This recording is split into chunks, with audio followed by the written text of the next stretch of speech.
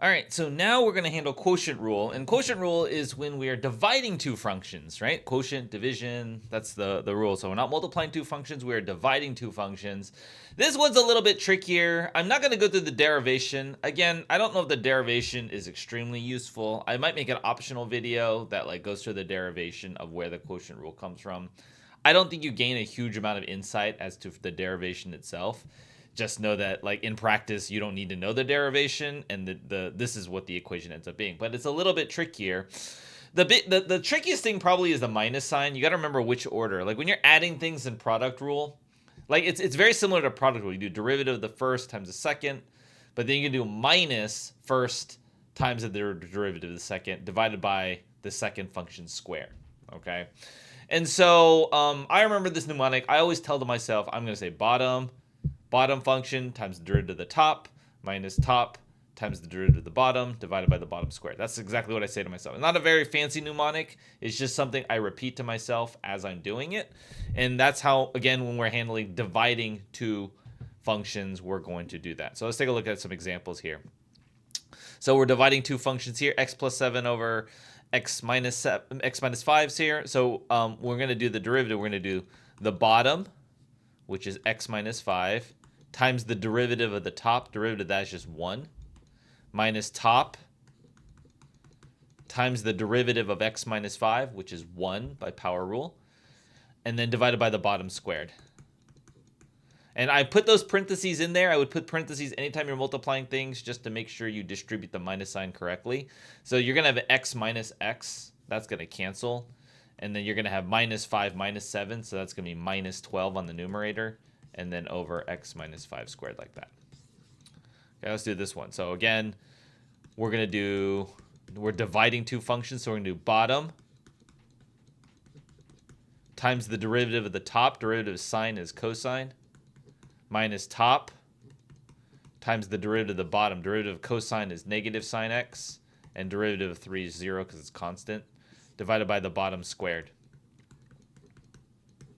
Like that. And you can distribute and make that positive if you want, but that's the mechanics of it. You can simplify if you want. Most of the time it's unnecessary, but you can simplify that if you want.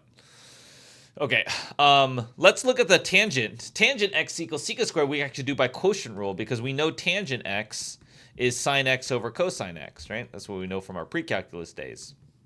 So if I take the derivative of this, or this is one notation to use derivative, d dx, is to say I want to take the derivative of both sides, then it's going to be bottom times the derivative of the top, derivative of sine is cosine, minus top times the derivative of the bottom, derivative of cosine is negative sine, divided by bottom squared.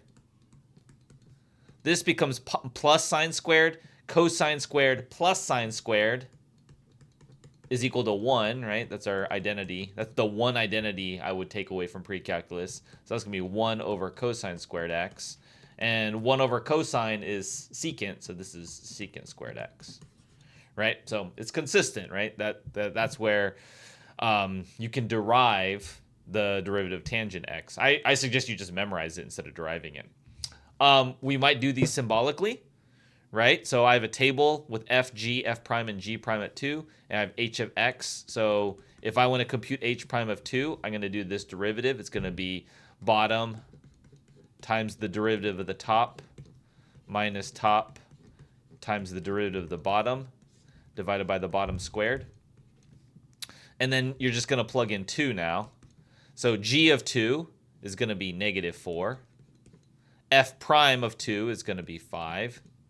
F of 2 is going to be negative 1. G prime of 2 is going to be 3. And then G of 2 is going to be negative 4. So negative 4 squared. And notice I put all those parentheses just to make sure we do the order of operations correctly. So it's going to be minus 20. This is going to be plus 3. Because minus times negative 1 is going to be added. This is going to be 16. So this is going to be what? Negative 17 over 16. Something like that. Right? Let f be a differentiable function such that f of 9 and f prime of 9 is that. G is the function defined by this. What's the value of g prime of 9? So first we're going to compute the derivative here. Now, remember when we do radicals, we always first write it my x to the convert it to exponential form. So we can do power rule. So we're going to do bottom times the derivative of the top minus top times the derivative of the bottom, where we do power rule, 1/2 x to the negative 1/2. That's power rule. Divided by bottom squared. X to the 1/2 squared is just x, right? Like x to the 1/2. If I square it, you multiply the exponents, right? So that's x to the 1, which is x. And now we're going to plug in 9. So it's going to be 9 to the 1/2, which is square root of 9, times f prime at 9, which is 7, minus f of 9, which is 18, times 1/2, and this is 1 over, because x to the negative 1/2, so it's 1 over square root of 9, divided by 9. That's 3 times 7, that's 21. This is going to be 9. This is going to be 3. 9 divided by 3 is 3. So that's going to be, what, 18 over 9, which is 2, like that. Okay, thanks for checking out this video. I hope you found it really helpful. If you'd like more support, maybe you need more multiple choice practice, maybe you just need more guidance and things like that, I have plenty of information on my website. If you look in the description below and go to www.bothellstemcoach.com, I will explain all the ways I help students be successful in their AP classes.